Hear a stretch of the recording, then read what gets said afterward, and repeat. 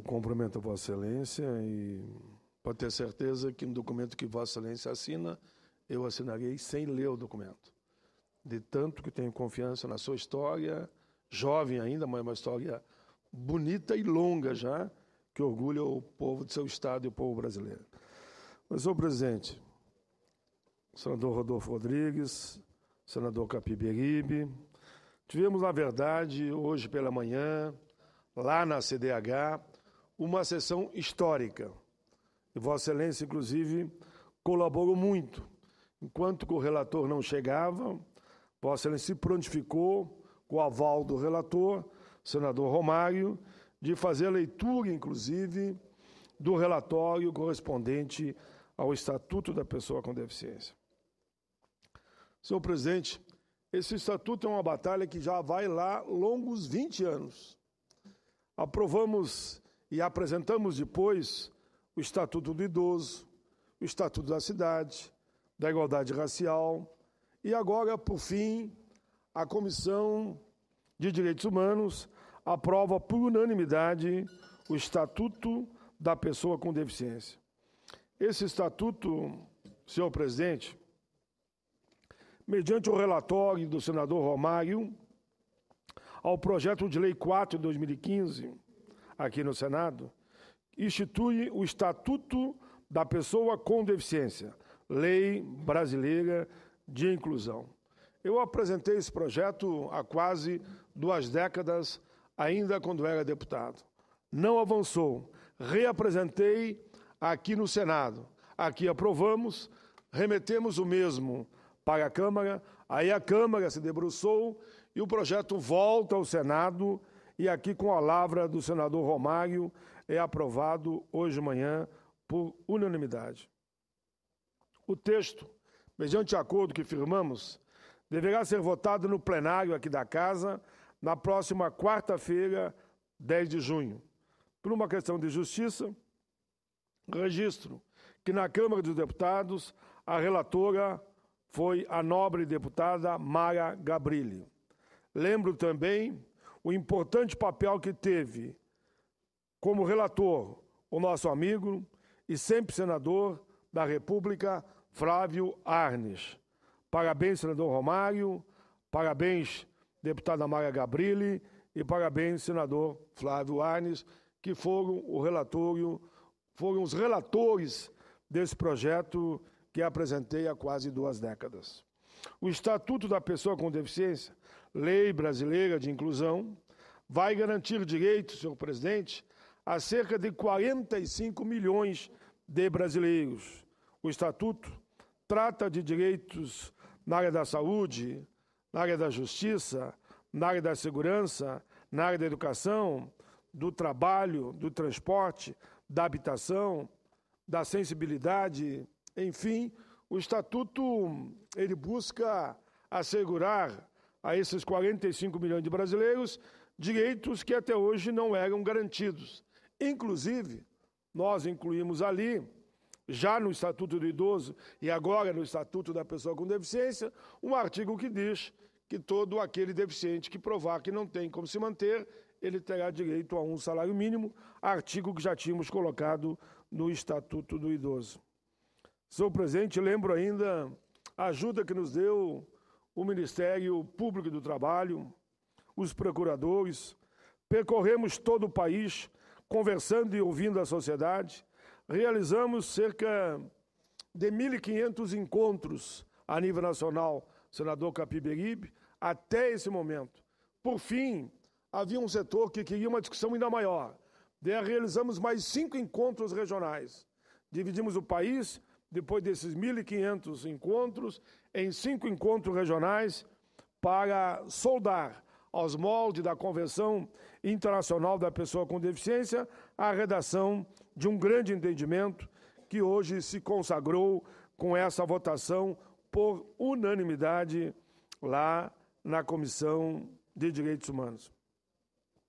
Eu confesso, senhor presidente, que eu tinha algumas metas quando vim para o Senado da República. E uma delas era a aprovação do Estatuto do Idoso. Aprovamos, é lei. Outra era a aprovação do Estatuto da Igualdade Racial. Aprovamos, é lei. A outra era garantir cotas para alunos de escola pública, negros, brancos, índios e pobres. Aprovamos, é lei. E agora lutamos muito para aprovar essa outra redação. Tive na Câmara junto com a Mara, tive aqui no Senado junto com o Romário. Enfim, se torna aquilo que era um sonho realidade. Aprovamos também o Estatuto da Pessoa com Deficiência. Lembro que queríamos muito também aprovar que o salário mínimo ultrapassasse a barreira dos $100. Aprovamos, é lei, o salário mínimo hoje se aproxima dos $300.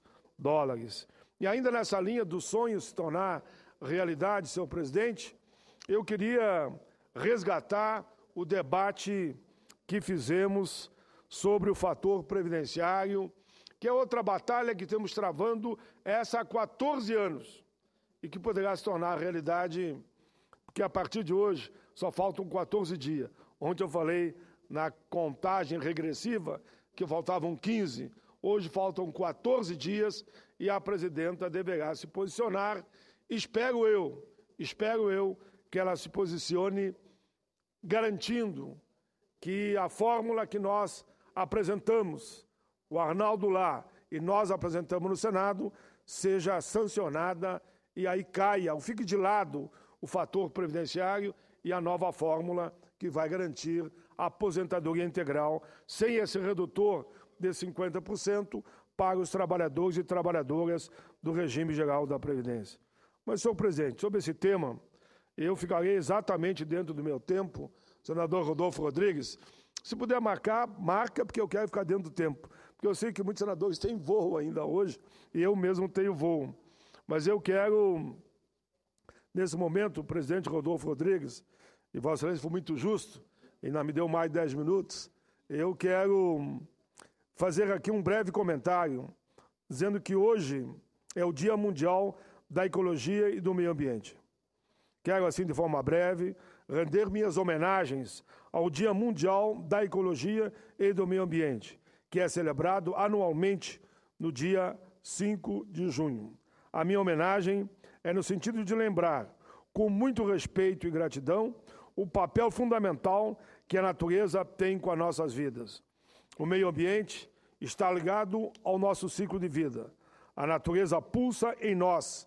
Nós temos vida a partir dela e com ela.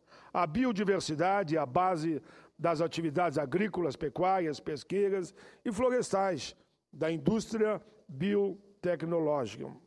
A fauna e a flora são parte do patrimônio de uma nação, produto de milhares de anos de evolução concentradas naquele local e momento. A diversidade genética das plantas é essencial para a criação de grãos cada vez mais produtivos. As indústrias farmacêuticas, cosméticas, dependem da natureza, assim como as indústrias de óleo, látex, fibras, gomas e muitas outras. Ou seja, tudo que consumimos para satisfazermos nossas necessidades biológicas ou de bem-estar social vem da natureza. E é ali que a matéria-prima se transforma. Todos nós sabemos, por exemplo, que a escassez de água potável é uma ameaça à vida do planeta. A população mundial tem aumentado e com ela o consumo de água.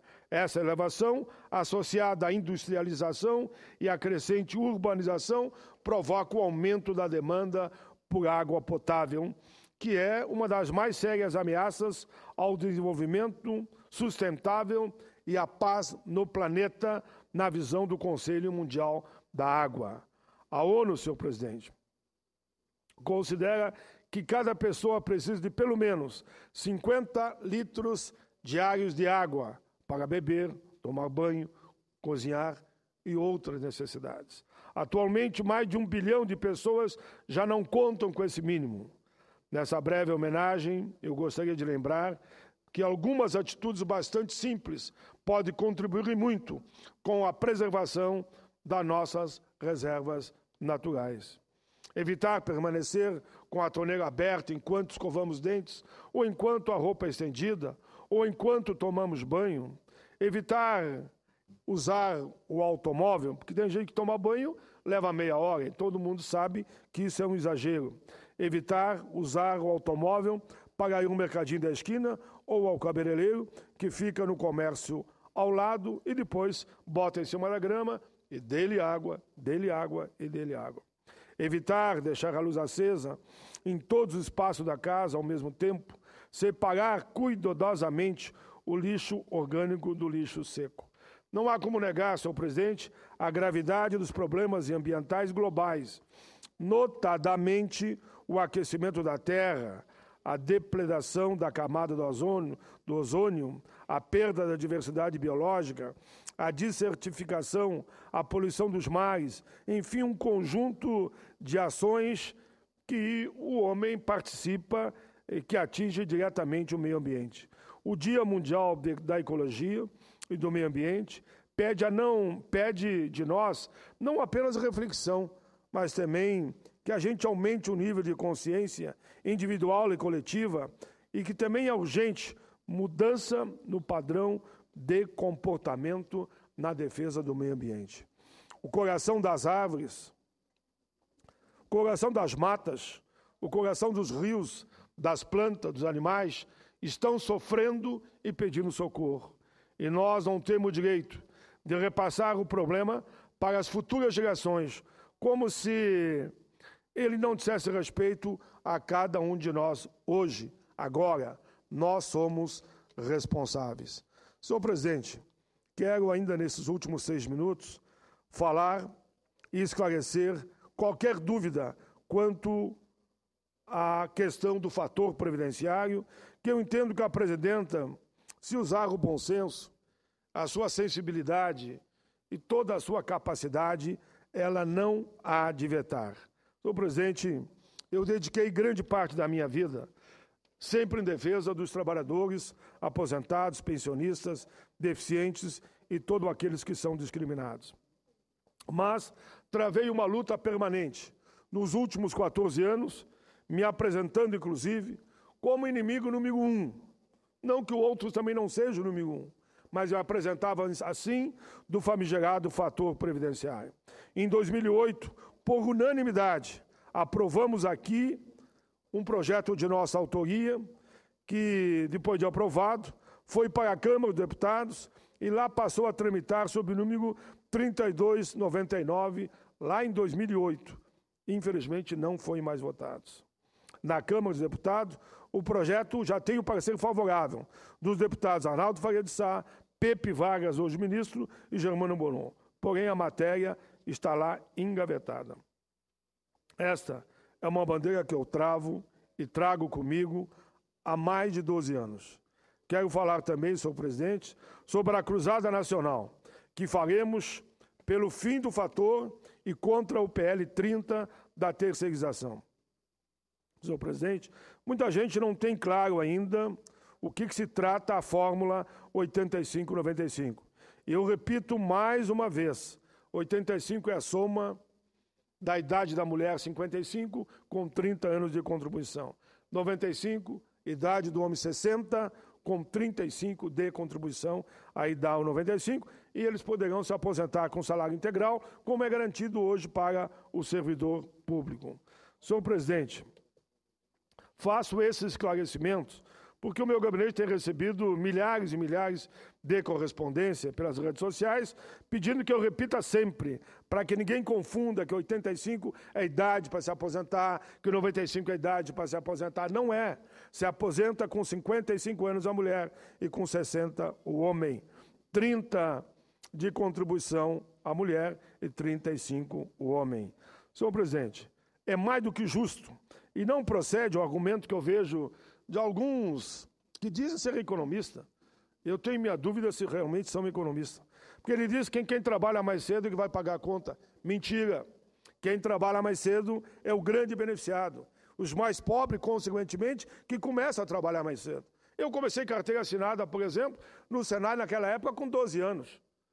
Quem começa mais cedo vai alcançar mais rápido o tempo de contribuição, que somado com a idade vai se aposentar antes. Vou dar um exemplo. Uma mulher que poderia se aposentar com 50 anos de idade e 30 de contribuição. Mas digamos que ela começou muito cedo. Se ela tiver 35 de contribuição, ela vai se aposentar com 50. Por quê? 50 mais 35, 85. E no caso do homem é a mesma coisa. Digamos que ele tenha 40 anos de contribuição, porque ele começou muito cedo. Não vai se aposentar com 60, vai se aposentar com 55 anos. Essa é a fórmula 85-95, que vai proteger principalmente aqueles que mais precisam.